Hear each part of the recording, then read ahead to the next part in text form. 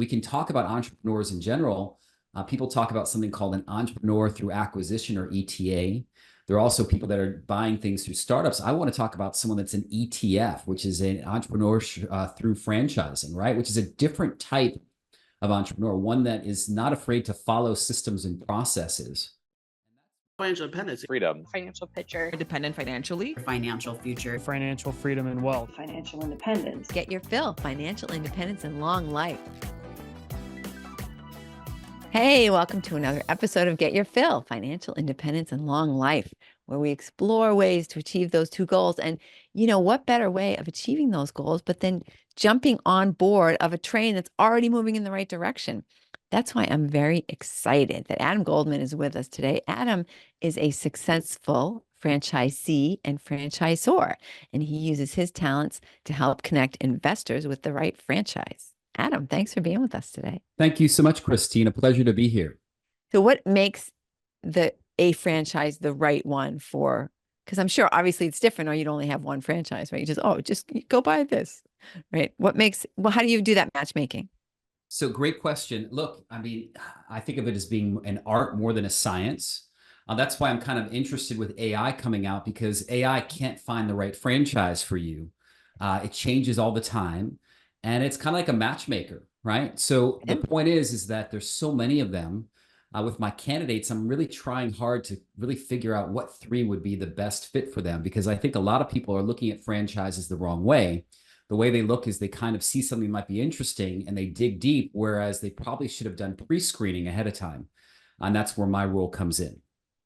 Because we don't realize how many there are, right? When you think franchise, I think a lot of people think, oh, I could buy a McDonald's, or I could buy this or that. And we only think of the really big ones, but I'm sure how many, do you have a feel for like how many franchise opportunities there are? I believe that there are 4,000 total in the United States or more.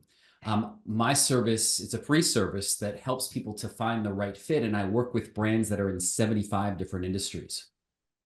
Yeah. See that. And so when you start to think about that, right? Oh, which one should I choose? Well, I'll just do research on 75 industries, and then I'll pick, the best 1,000 franchises.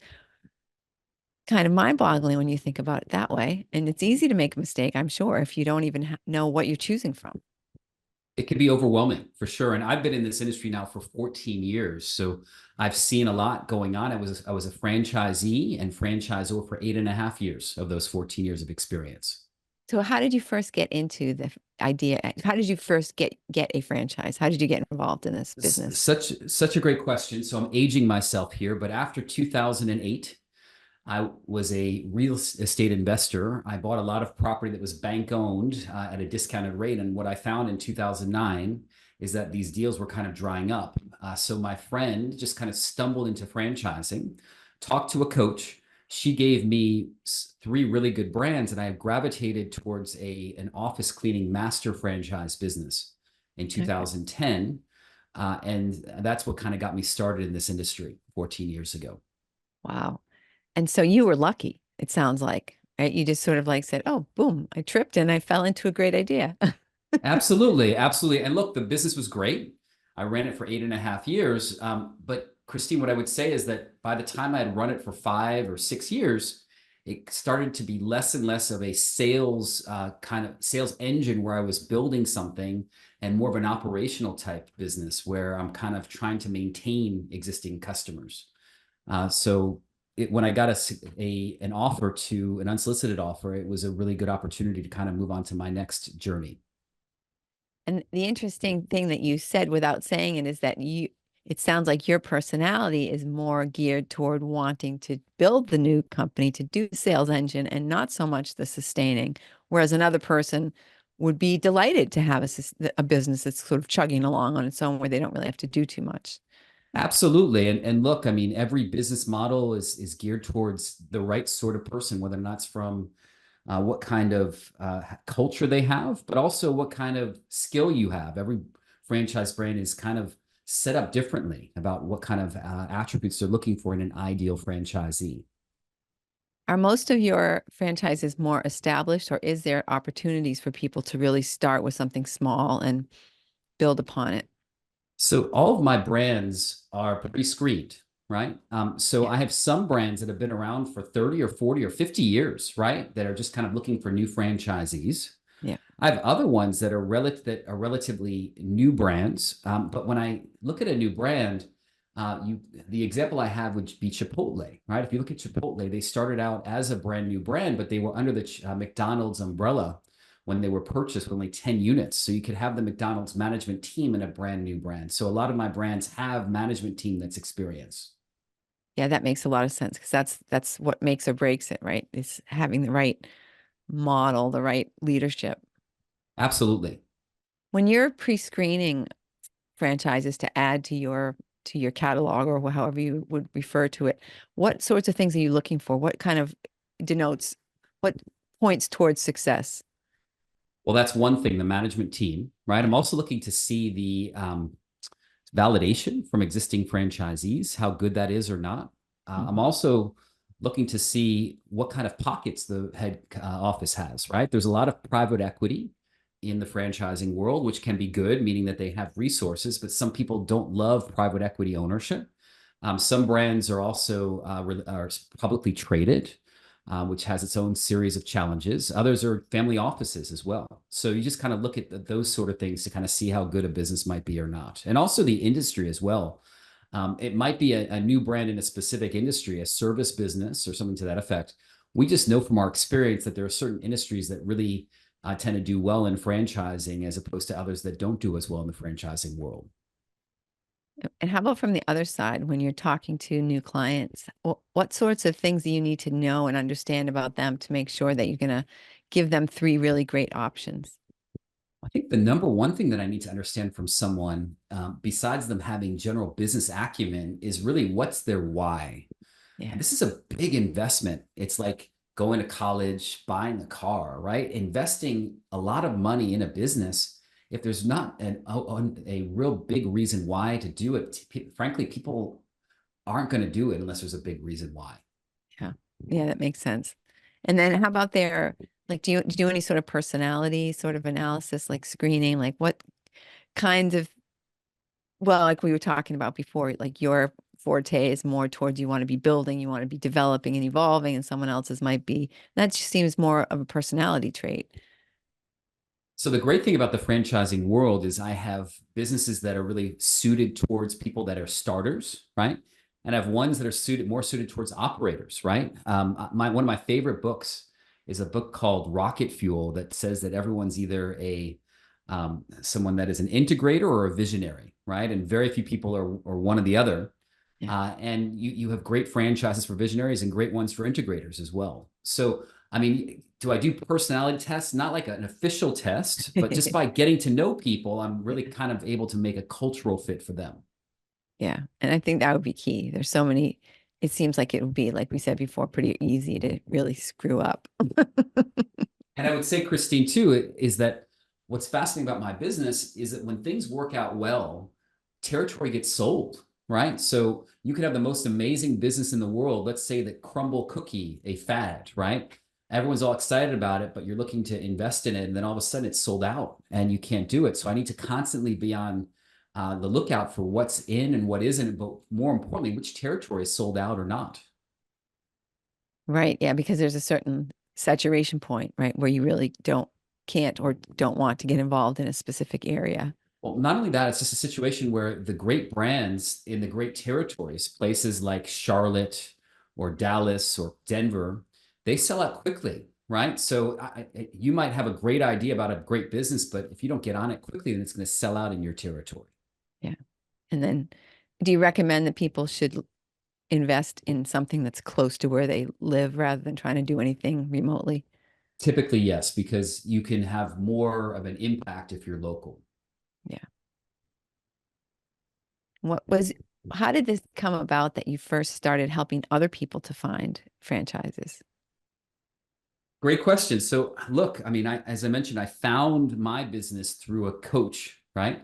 And I was always curious about what that might be like and started this kind of part-time, right? Just almost as a hobby. And it was fascinating for me because I had been involved in my office cleaning master franchise as both a franchisor and franchisee.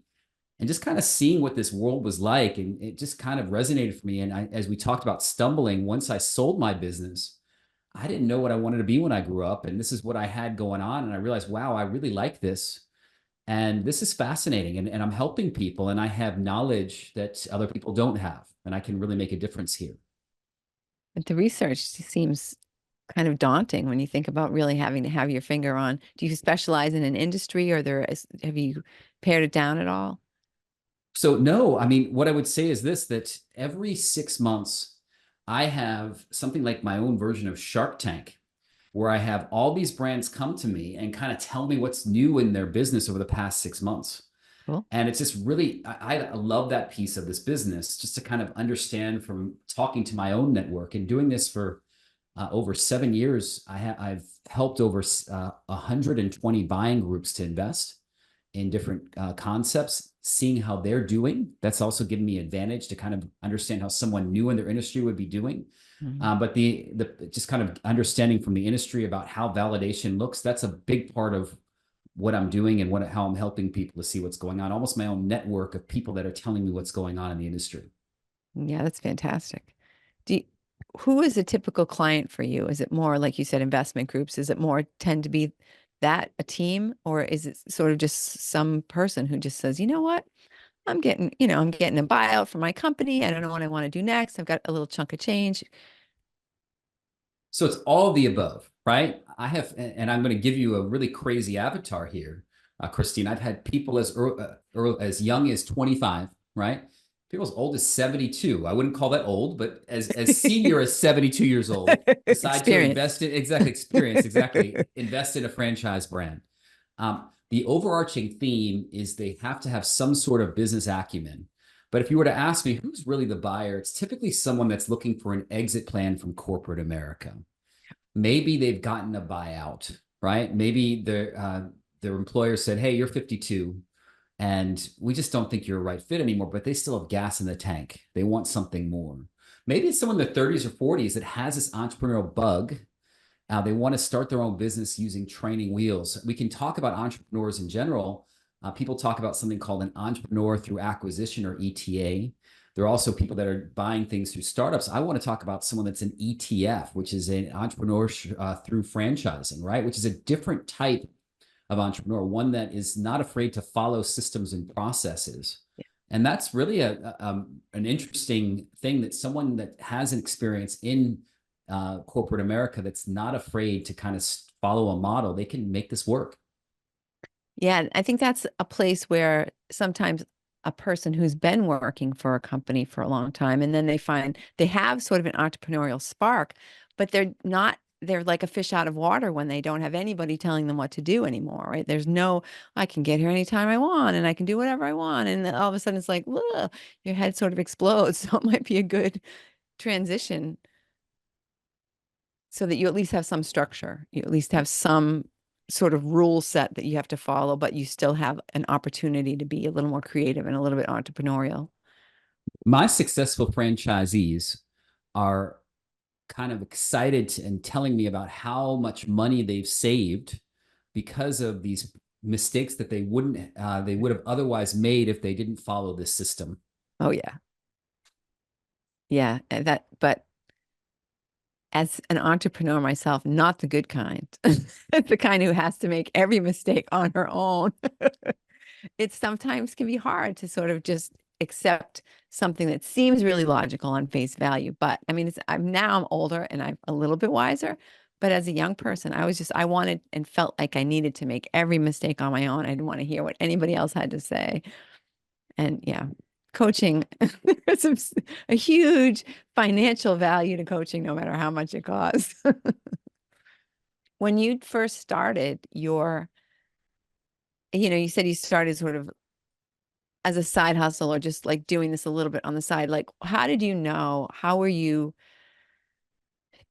following some principles? Were you following some best practices that you got by being a franchisor for your previous business? Or how did you did you make any mistakes on your own, or were you smart enough to follow another path? So I'm part of a group, right? And I have really, really good mentors that have helped me throughout my journey. And so they've helped me from the beginning. And I'm blessed to have mentors in my industry. Yeah, absolutely. When you work with a new franchisee, say somebody, okay, you've made the match, they've chosen one of the companies that you recommended. Are you finished at that point? Are they now being mentored by the franchisor, or how do you, what's your involvement, if any?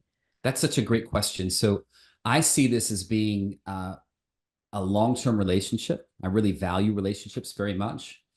And so what happens is I have people call me up.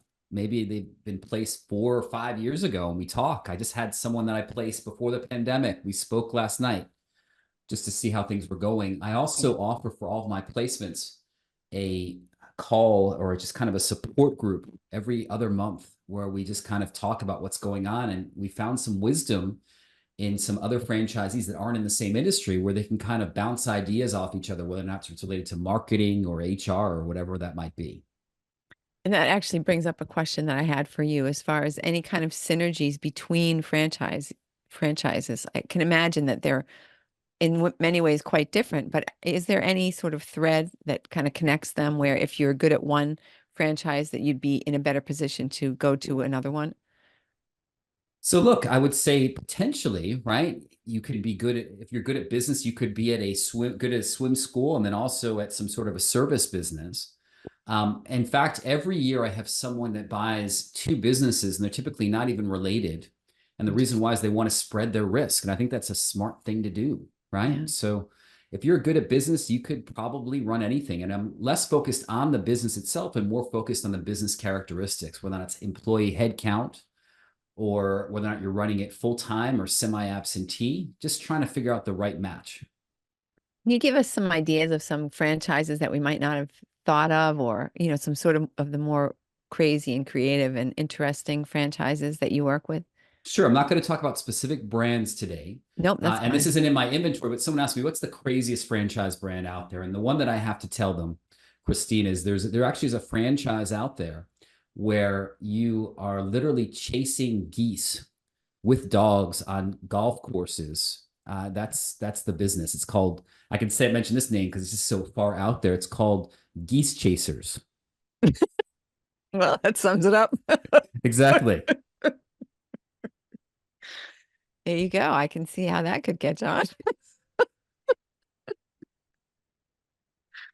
Oh my God. Well, hey, I'm sure there are things out there that are now, well, axe throwing. There's a great example. Like There is one, exactly. I would say axe throwing. What the hell, but now it's a big thing. So geese chasing could be the next axe throwing, right? What do we know? I know of also a 3D printing franchise where you print a version of yourself or whatever it might be that is miniature.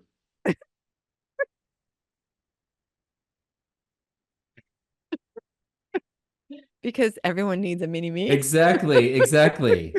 Or, if you think about it, it could be a version of your softball team. They're all getting together and it's what the miniature version of the softball team would look like. But yeah, it's not about the widget. It's more about what it would be, the business characteristic. Yeah. Yeah. And I mean, I guess I would want something that's a little easier to sell to where people at least, okay, so we're going to go on this golf course and we're going to chase these geese. Like that seems like a big marketing endeavor. Exactly, Christine. So look, what I would say is that a lot of people come to me and they're worried about competition. Now, obviously, you don't want to be in a saturated business, right? But I'm more worried about a business that no one even knows exists, right? At least if you're in a business that exists already, there's a demand, right? Who knows if there's a demand for geese chasing or not? I kind of hope there isn't, but that's me. Well, I had that exact experience. I just opened a co-working space about a year ago in a town where no one knew what co-working was. And I came from the city. I thought everybody knew what it was. And I get here and I was, talking about, hey, new co-working space in town, blah, blah, blah. And people are like, and then even come to the space and be, what is this place? Like, what happens here? I'm like, oh no, I'm in trouble. That's hard. Just a learning curve, it's all good. But you got to know that going in that people It's don't hard when you have a understand limited geese chasing. marketing budget to actually have to educate people on what your business is. Yeah. It's hard to do that in like a business card size ad or something, right? You Yeah. really need a paragraph at Yes, least. absolutely. But, eventually things catch on, but I wouldn't want to be the person who's trying to introduce geese chasing into a new community.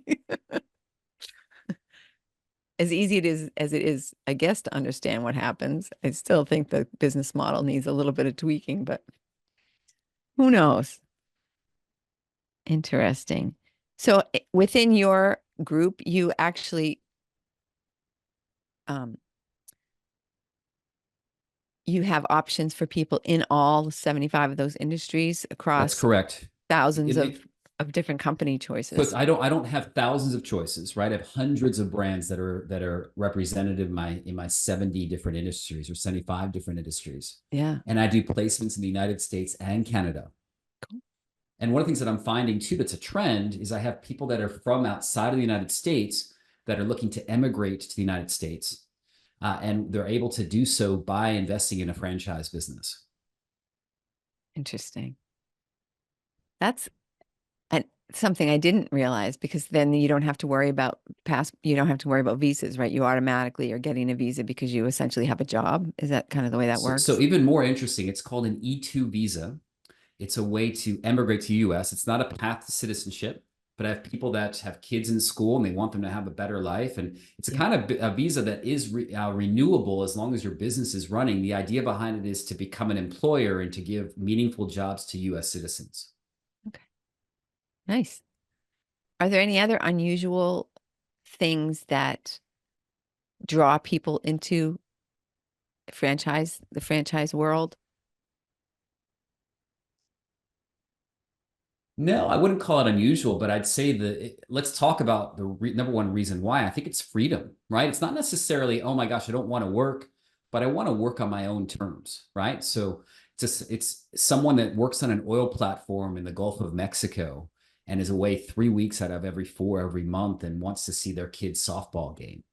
It's people that are kind of giving their soul to their company, making someone else rich and saying, wait a second here, I want to really work on my own terms. I'm not afraid to put time in, even on weekends, but I want it to be for me, not for someone else. Yeah. Yeah. What do you think people need to know and understand in order to be successful? So if I look, that's such a great question. If I look at this business and being involved in it for 14 years, I would say, and we talk about it in our world. In fact, I'll show this to you. We call it I'm in Texas, so I'm not saying anything about gun rights or anything like that, but this is the silver bullet, right? And I'm the silver bullet, you're the silver bullet. My franchisees are the silver bullet as well. So what I'm trying to say is that if I look at the success factor about whether or not something works or not, it's about how much effort my franchisees put into that business. Are they willing? I mean, there's some great movies out. The question is, are you willing to do everything, whatever it takes, right? I mean, we're talking about Imagine Dragons, whatever it takes, like anything, whatever it takes, like you've got to really do everything in your power to make it work. Success is not an option. It's going to happen, right? I mean, that's the number one reason why people don't work out. It's because for whatever reason, frankly, it might be something going at their house or something, or whatever it might be. They just don't put the effort necessary in order for this to be a success. Yeah. Persistence. Yep. Key to success. Just ask Napoleon Hill. Absolutely. Yeah. And it's true. There are a lot of opportunities, a lot of things. And people have said to me sometimes when I started a business, well, what are you going to do if it fails? I'm like, keep going till it succeeds. Exactly. There you go.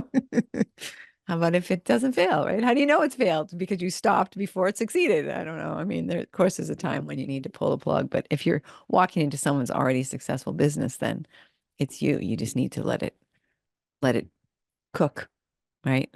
When I started my office cleaning master franchise in 2010, I had some big time personal challenges at my house. And this just happened to coincide when I started my business. And it was an absolute tough road for a couple months there. But once these things kind of cleared up, I was really able to kind of get into gear and kick this thing and make this thing work. Yeah. And you didn't say, oh, I just can't deal with it. Oh, No, forget it, right? exactly. Like, No way. No way. yeah, yeah, for sure. And what I say to my look, as someone that is not as young as he used to be, what I say to my candidates, they're in their 20s or 30s, right? Is that the thing that they have going for them is they have energy, right? They tend to underestimate how important that is. Well, and not just energy. In a lot of cases, they have a less complicated life, right? They don't have Yep, anybody relying on them. They don't have families yet, right? So they can, it's a little bit, they're a little bit lighter on their feet, a little bit easier, which is also the case with the 72-year-old probably doesn't have kids at home, or he or she doesn't have kids at home. They can be a little bit, also a little bit more agile. absolutely. When you were talking about that your cleaning business was a master franchise, what does that term mean? So I get asked this question quite a lot. And in the franchising world, someone that's a master franchise, that's quite rare, right? A master franchise is a term for someone that owns a specific region. So I was a franchisor and I had unit franchisees underneath me in the Houston market that I received royalty payments on. The way that someone scales typically in 2024 is they become a multi-unit franchisee where they might open up multiple territories. That's one way they do that. But in my business, the structure was I actually owned my own master franchise and I was a franchisor selling franchises in Houston. And is that still, you said in 2024, it's a little different. Is that still something Not not as very typical common? of a model. It's every Yeah, once in a while. interesting. What kinds of things do you think people should be asking a person who's a potential, who they want to work with as a franchise matchmaker? What kinds of things should they? I mean, I've spoken to one other person who does what you do, so I know it's not terribly common, but if someone were interviewing franchise matchmakers, what's your exact title? So, look, my title is a franchise coach and Coach. consultant. Okay. The things that I would ask someone if I was in the shoes of exploring franchises is I would ask, hey, how does your process work? How do you make that perfect match? Right. Yeah. The Yeah. other thing that I would ask is how long you've been doing this. What is your background in franchising? Why do you think you can help me? What is your experience in the franchising world? Those are the most important questions I think I'd be asking. Yeah, those are great. And I thought I heard you say before that that your service is free. Is there a charge to help for you to do that code that finding, helping people to find their franchise? If I make a successful match, it's the franchise brand that pays us a commission. Cool. That works. One less thing you have to That's right. there are a lot of expenses, but that's one less thing. Are there models where you have to also purchase the real estate where your building will be held or something, or how does that all work? There aren't any models where you're required to actually build and to purchase the real estate, right? Many of those models have that as an option. The vast majority of my investors that decide to invest in brick and mortar franchises go ahead and do not buy the dirt, but they build it out with the help of the landlord. Yeah. Yeah. And that I would think that would make things a much, much easier in the beginning. And there are Yes, a lot of companies that specialize in that, right? A lot of companies absolutely. that specialize in taking care of the structure, and then you just worry about what's inside. I have some investors that have deep pockets and really want to have a real estate play, and that's possible as well in my industry. Yeah. It's a smart move, right? You already have a tenant. Like right now, when commercial property is down, that's why I have this co-working space. I'm a real estate investor, Okay. but I have the co-working space because nobody, not that, I mean, I went into it knowing that that's what I was going to do, but also knowing that it would be not that easy for me to find a tenant who wants a 6,000 square foot piece of commercial real estate.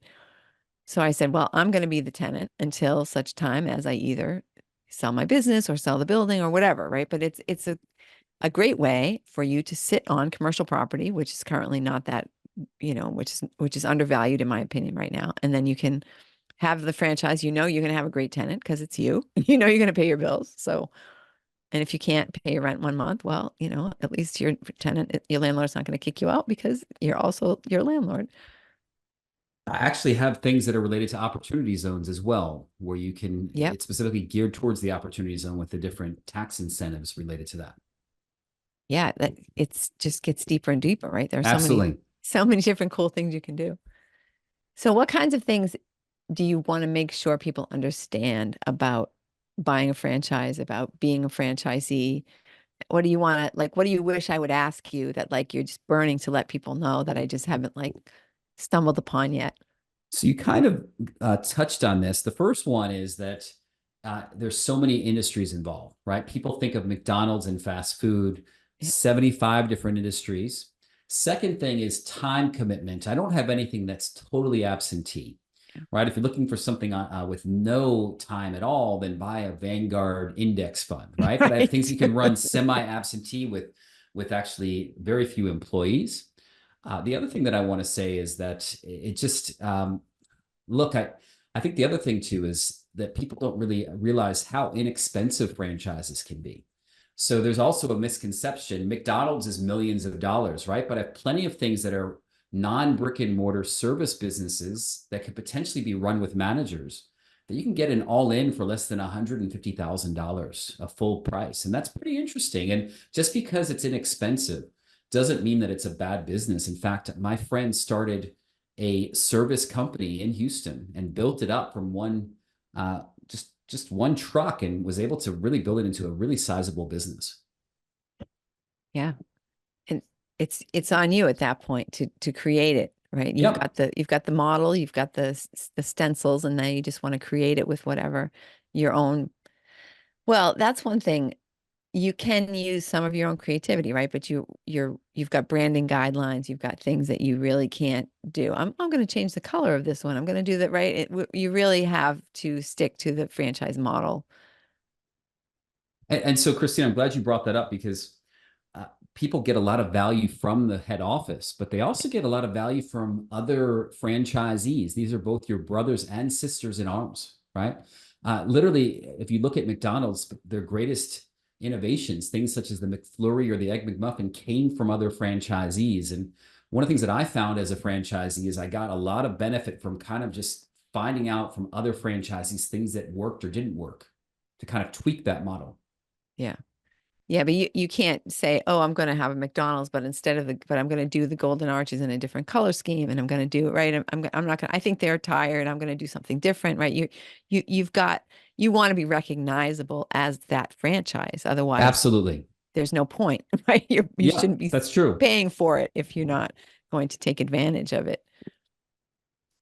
And there are rules, I'm sure, about that. Yes, brand standards for sure. Yeah, absolutely. We just ran into that in Rotary. We have the wrong wagon wheel on our logo. It's like, oh no, like you have to use the Rotary. I mean, Rotary's not a franchise, obviously, it's a service club, but yeah, there are rules that must be followed. And makes sense. So, Adam, this has been really awesome. The question I want to ask you is, how can people reach you? How can they, if they want to talk to you and just say, you know what, I've always thought about it and I haven't ever acted on it, and maybe now's the right time. How can they get in touch with you? So look, if you're interested in franchises, I promise to tell you if I don't think you're a fit. The best way is to schedule a 15-minute no obligation chat with me on my website, franchiseadam.com. Alternatively, you can go to franchisecoach.net to just find out more about the business and also book a time there. All right, excellent. And those links will be in the show notes, so you won't have to think about it. Although Franchise Adam is very easy to remember, and just start the conversation, right? Thank you so much, Christine. Thank you, Adam. It's been a pleasure talking to you. And thank you, listener, for listening. Don't you think that this is an excellent time? Or think about several people you know who have been like crying about their job, and you know that they have the resources and the business acumen to do something on their own. For this episode to them, they will thank you. And why not just take a minute and schedule a time with Adam? You can tell he's a great guy. He's easy to talk to. He'll answer all your questions, and it could change your life. And one more thing, Christine, look, people, most franchise brands are looking for people that have at least $50,000 in cash and $150,000 in net worth, including their house or their 401k. So it's really accessible for a potential franchisee. Absolutely. And how about, I know with some opportunities, some different types of investment opportunities, you can use some of your 401k money or your retirement money. Is it possible to do that when you're buying a franchise? Absolutely. And look, with the volatility of the stock market, you mentioned commercial real estate being undervalued. Most people say the stock market's overvalued now. Why not invest in Amazon or Apple and invest in yourself instead? That's a great, I love that. Invest in yourself instead. Absolutely. Have a wonderful week and talk to Adam so you can invest in yourself and give Amazon the boot. Thank you so much, Christine. Thanks, Adam.